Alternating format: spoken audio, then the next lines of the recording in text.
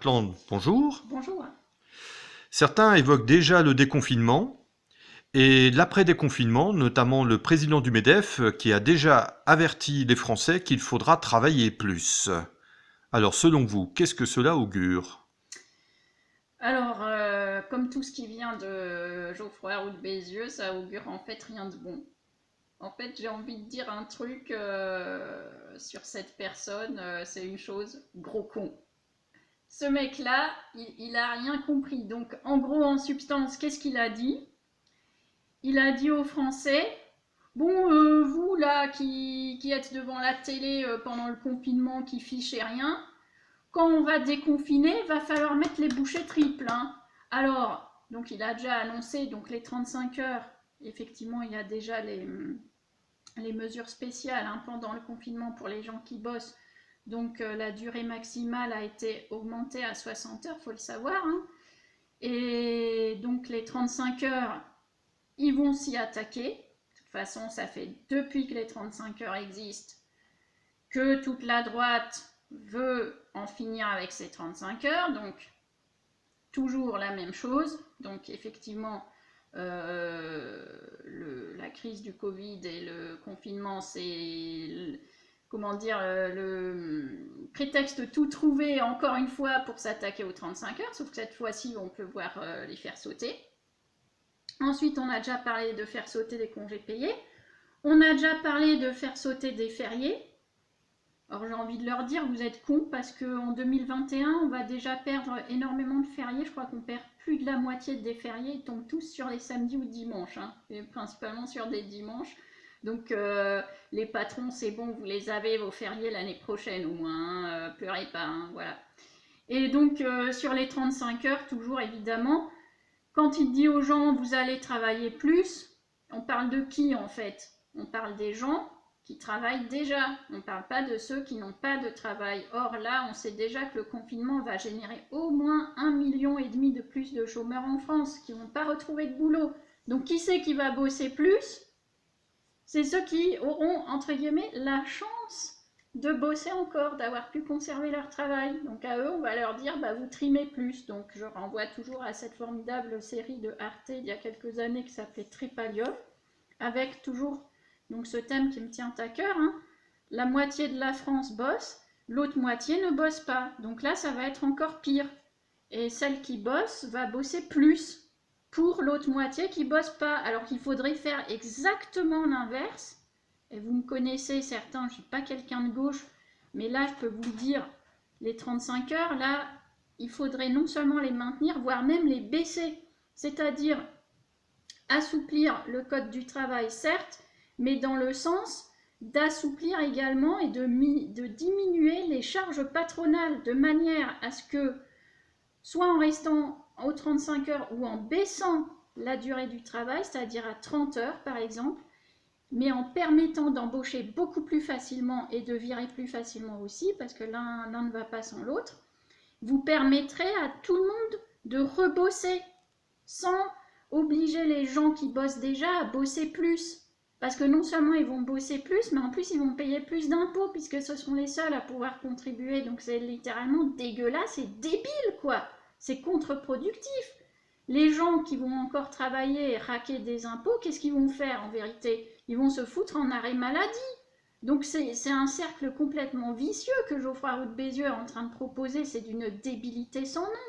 Moi je prône les 30 heures, on baisse à 30 heures, on assouplit les conditions d'embauche et de licenciement et on baisse les charges patronales. Il faut profiter de cette crise pour mettre en place des mesures vraiment qui soient, on va dire, à la fois plus libérales et à la fois plus encourageantes à ce que tous puissent travailler.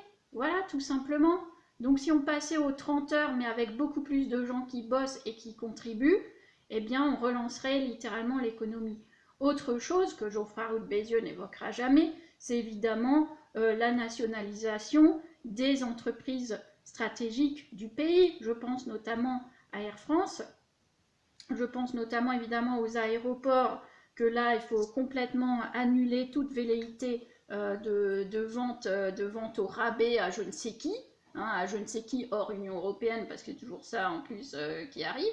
Et bien sûr, d'évoquer la condition sine qua non à l'application de toute politique, c'est-à-dire sortir de l'Union européenne, parce que pour l'instant, on a les pieds et les mains liés à ce truc. On va devoir encore contribuer à hauteur de milliards et de milliards d'euros pour des choses qui n'auront aucune répercussion directement pour nous. Alors moi je m'en fiche de me faire traiter d'égoïste, etc. Je vois pas pourquoi j'enrichirais des mafieux en Albanie pour construire des autoroutes qui mènent à nulle part, hein, des cul-de-sac, comme on a vu en Roumanie, ça existe. Je vois pas pourquoi moi je contribuerais à ça. Voilà, les gens ils savent même pas les milliards qu'on donne à perte pour enrichir des systèmes mafieux et corrompus partout en Europe, ils voient même pas ça. Enfin bon, voilà, je dis beaucoup de choses en très peu de temps. Geoffroy Roux de Bézieux, t'es un gros con. Je l'ai toujours su, je l'ai toujours dit, tu le prouves encore. Autre chose, bon, le gouvernement, on va pas en parler dans cette vidéo. On sait ce qu'il est, on sait, voilà. Mais il y a quand même une chose. Demain, donc, Macron va probablement annoncer qu'on est confiné un mois de plus. J'ai envie de dire aux gens, ce virus, il est absolument virulent. Donc, baissez pas la garde. Plus vous baisserez la garde, plus on sera obligé d'être confiné. Donc, jouez le jeu, bordel. Là, je vois, il y a du monde dehors. Il y a les gens, les voisins autour de moi, ils vont bouffer les uns et les autres. Ils s'appellent pour l'apéro. Enfin, c'est comme ça que le virus circule. Vu qu'il n'y a pas de test, on ne sait pas si on est contaminé ou pas. On ne sait pas si on est donc contaminant ou pas. Les gens qui ont été malades, on ne sait pas s'ils sont porteurs ou pas, etc. En tout cas, on est tous confinés en famille. Donc les personnes qui rentrent et qui sortent, potentiellement contaminent leur famille à l'intérieur des chaumières. Donc c'est bien, on voit ce qui se passe. Ça fait un mois qu'on est contaminé et continue à y avoir un afflux de malades. Donc c'est bien que ces gens-là sont sortis il y a 2 semaines et que donc au plus tard 15 jours après, ils arrivent à l'hôpital avec leurs symptômes. Donc bon, ça va être très difficile parce que les gens, le confinement commence à en avoir ras-le-bol, etc. C'est très dur, mais bon, un message de la part du gouvernement serait intelligent, c'est-à-dire au lieu de culpabiliser les Français, de leur dire vous êtes indisciplinés, vous n'êtes pas comme les Chinois, les Allemands, etc. Ce serait de lancer plutôt un message optimiste et positif. C'est-à-dire moi, je serais Macron, je dirais bon, la politique, c'est ce que c'est, mais pour l'instant, on est tous en danger de mort, chacun, quelle que soit notre classe sociale, quel que soit voilà, notre âge, etc. On est littéralement en danger de mort quand on sort de chez nous. Donc, ce qu'il faudrait, c'est donner un message positif, du genre, on va tous y arriver ensemble, un truc comme ça. Et puis que pour une fois, ils souhaitent joyeuse Pâques aux Français, même si là, c'est trop tard. En tout cas, moi, je dis joyeuse Pâques à tout le monde. C'est le symbole de la résurrection finalement. Ça aurait été pas si con que par exemple il fasse son allocution ce soir et que pour une fois il souhaite les Pâques, comment dire, les fêtes chrétiennes aux Français quoi. Hein, ça aurait été pas mal. Bon, on va pas demander l'impossible, on sait très bien qu'il souhaitera le bon Ramadan d'ici donc 14 jours ou 13 jours maintenant. En tout cas, voilà, donc il y aurait des choses formidables à faire après ce confinement.